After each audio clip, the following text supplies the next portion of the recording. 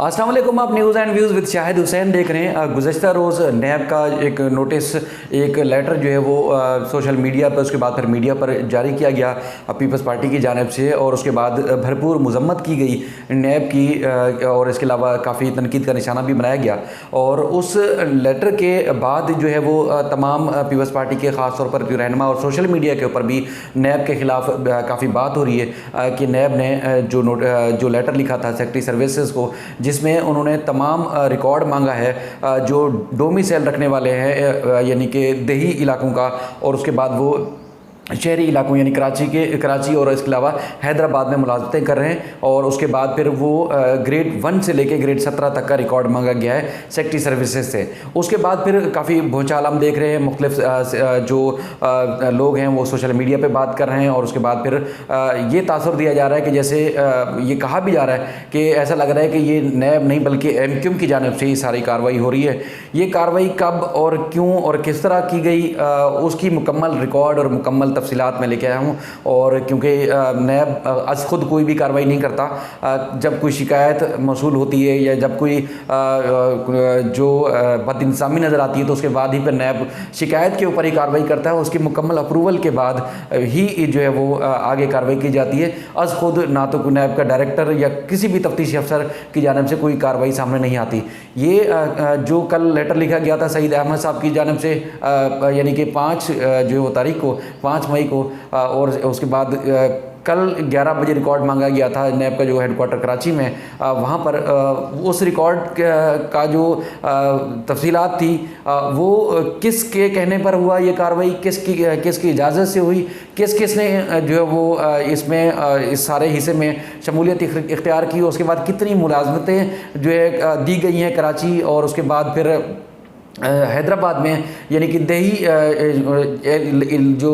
Domicile रखने वाले लोग हैं उनको शहरी इलाकों की मुलाजमतें कितनी फराहम की गई, उसका मुकम्मल रिकॉर्ड मैं लेके आया हूँ, वो आपके सामने शेयर करता हूँ। अमीन अनवर मेरे साथ मौजूद हैं। और उसके बाद अब जो ज़राए हैं हमारे, उनका कहना है कि जो सेक्रेटरी सर्विसेज को जो ख़त लिखा गया था नैब की जानिब से, सेक्रेटरी सर्विसेज ने ना तो उनको कोई जवाबी ख़त लिखा है और ना ही कोई जवाब दिया है किसी भी सूरत, और ना अब तक कोई रिकॉर्ड फराहम किया गया। हालाँकि लेटर के ऊपर लिखा गया था कि ये अर्जेंट बेसिस पे जो है काम होगा, और उसके बाद लेटर भी कॉन्फिडेंशियल था, लेकिन ये ज़राए का कहना है कि पीपल्स पार्टी की जानिब से इसको जो है वो वायरल किया गया सोशल मीडिया के ऊपर और मीडिया से शेयर किया गया। अमीन अनवर साहब, ये बड़ा संगीन सूरत हाल है, क्योंकि MQM की जानिब से चूँकि डोमिसाइल के इजरा के हवाले से यहाँ सिंध हाई कोर्ट में दरख्वास्त ज़ेर समात है, तो तासुर ये मिल रहा है कि चूँकि ख्वाजा इजहार ने यहाँ दरख्वास्त दायर की थी तो उसके बाद ये सारी कार्रवाई शुरू हुई, क्योंकि यहाँ पर भी जब केस यहाँ पेश किया गया तो उस वक्त भी उनके ऊपर तनकीद का उनको निशाना बनाया गया। अब जो लेटर हम लेके आए हैं,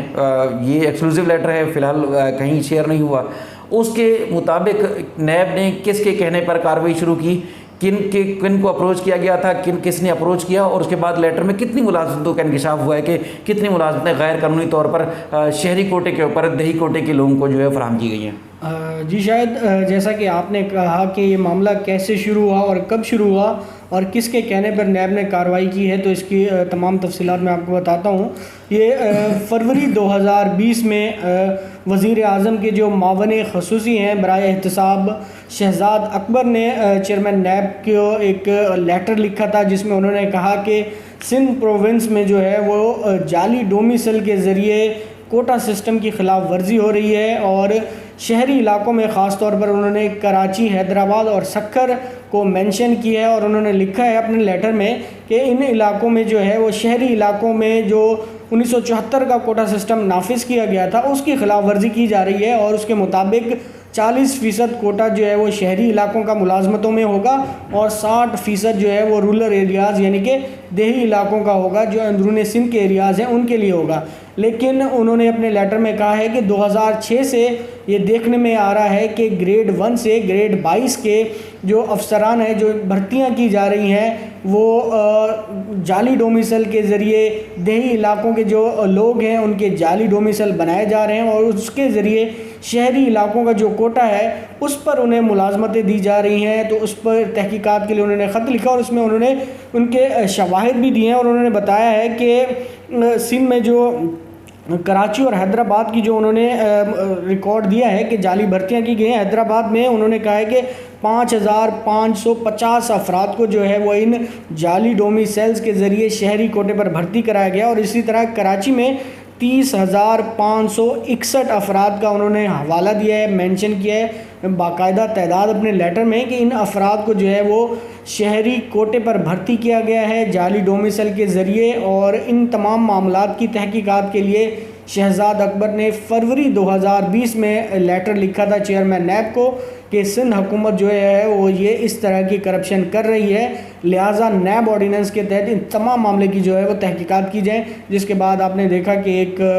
गुज़िश्ता दिनों में ही SNGDA को नैब की जानिब से ख़त लिखा गया है, मुलाजमतों का जो है रिकॉर्ड तलब किया गया है। जिसके बाद सिंध हुकूमत और ब्यूरोक्रेसी जो है ख़ासी सीख पा नज़र आती है कि इसके पीछे क्या मामला है। तो इसके पीछे एक बहुत ही अहम पेशरफ्त और एक्सक्लूसिव ख़बर थी जो हमने आपके चैनल के ज़रिए दी है, और बाकी देखते हैं आगे क्या होता है इस मामले का। अच्छा, इसमें उसमें अपने लेटर में ये भी लिखा गया है शायद शहजाद अकबर साहब के कि जो मुलाजमतें मतलब हज़ारों की तादाद में हैदराबाद और ख़ास तौर पर कराची में दी गई हैं वो उस मुलाजमत के अहल नहीं थे, उसके बावजूद उनको जाली डोमिसाइल के ज़रिए मुलाजमतें दी गई। अब MQM का जो केस है उनका यही केस है कि कराची के या हैदराबाद या सखर के जो पढ़े लिखे शहरी हैं वो या तो फूड पांडा या एक डिलीवरी बॉय के जो है वो तौर पर काम करते हैं, प्राइवेट मुलाजमत करने पर मजबूर है, लेकिन उनको सरकारी कोटे के ऊपर अहलियत होने के बावजूद, तालीम याफ्ता होने के बावजूद उनको मुलाजमतें जो है वो नहीं फराहम की जा रही, जिसकी वजह से उन्होंने डोमिसाइल के इजरा और उसका तरीक़ाकार को सिंध हाई कोर्ट में चैलेंज किया है। और अब तक उस दरख्वास्त के ऊपर फैसला नहीं हो सका है क्योंकि अभी दलाइल होने हैं और आज आगे की कुछ डेट है, इसमें मई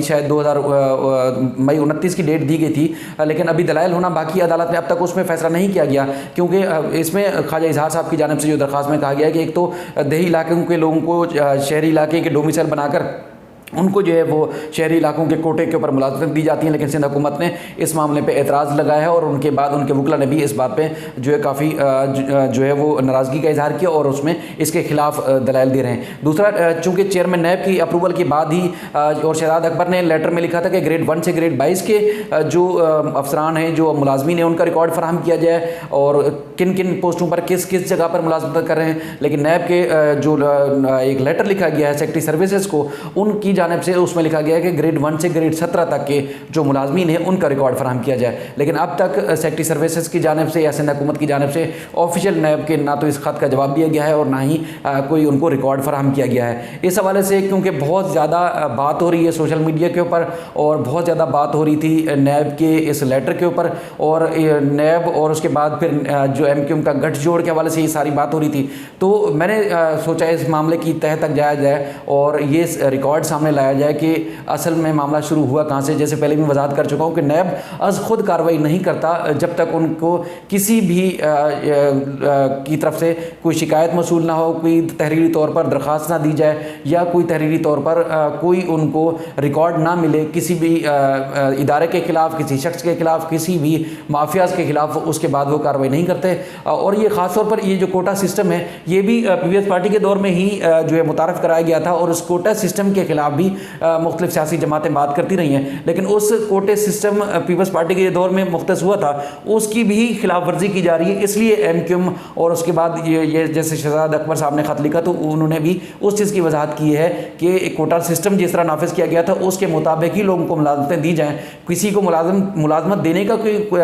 खिलाफ नहीं है या उनकी कोई खिलाफ वर्जी नहीं कर रहा, बल्कि वो कह रहे हैं कि जो कोटा नाफिज किया गया है, और हालांकि इस कोटे के निफाज के खिलाफ भी बहुत सारे लोग हैं कि वो कहते हैं कि गैर कानूनी तौर पर इस कोटे का निफाज किया गया है, लेकिन जब निफाज किया गया है तो उसके बाद उस पर अमल दरामद होना चाहिए, लेकिन उस पर अमल दरामद होता हुआ नज़र नहीं आ रहा। बहरहाल जिनको सूबे के लोगों को हक है उनको मुलाजमतें मिले, उनको सरकारी उनका जो है वो उनको काम मिले और वो खिदमत भी कर सकें और अपने रोज़गार भी बना सकें। लेकिन जो शहरी हैं, शहरी इलाकों के जो सिंध के जो शहरी हैं, उनके भी हकूक़ हैं, उनके हकूक़ का तहफ़्फ़ुज़ भी हम सब पर लाजिम है। इस सिलसिले में जो अपडेट होगी, मज़ीद जो चीज़ें होंगी वो भी हम आपके सामने रखते रहेंगे। ये बड़ी और एक बात कहना चाहूँगा, शायद MQM की जानिब से ही ये तमाम चीज़ें जो है वो शुरू की गई थी। आप इन हक़ाइक़ को भी मद्देनज़र रखें कि जब वो इक़्तिदार में थे तो उन्होंने भी इस कोटा सिस्टम को नहीं माना और जो मुलाजमतें बनती थी कोटा सिस्टम के तहत उन्होंने अपने लोगों को KMC